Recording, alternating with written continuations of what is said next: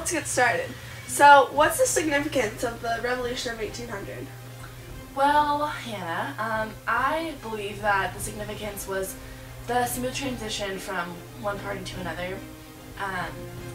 It kind of proved that this country was going to be a success because the transition between two parties was so smooth, with no violence, Federalists to Republicans, and it really proved to be a success. Do you believe that your purchase of the Louisiana Territory was unconstitutional? I did believe so at first because the right to purchase land from a foreign power was not included in the Constitution. I am known to be a really strict interpreter of the Constitution, and I wasn't going to at first, but the expansion of the U.S. was extremely beneficial and began westward movement, and without it we would not be the same today, and it doubled our size of the country before the original territory. And I believe it was necessary to set aside my own beliefs of strict interpretation of the Constitution for the good of the country. Do you believe that the enforcement of the Embargo Act was a bad decision?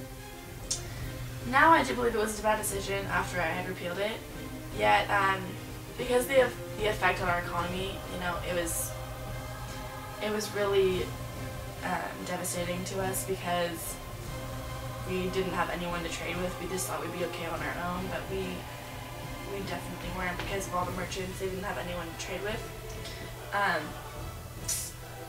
Also, I thought the plan would work to prevent British from violating the rights of the United States neutrality, and I eventually had to repeal it in 1809. Yet we still prohibited trade with Britain and France because of the war. Why did you reject the idea of permanent alliances? Because we needed to get our affairs together and focus on moving westward. We could not afford to help another country in war right now, or during that time.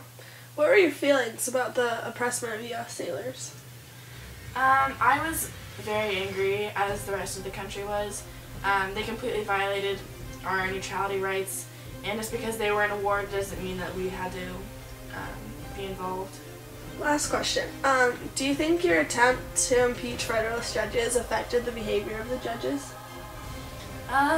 Yes, because I successfully impeached Samuel Chase, although my campaign of impeachment was a failure.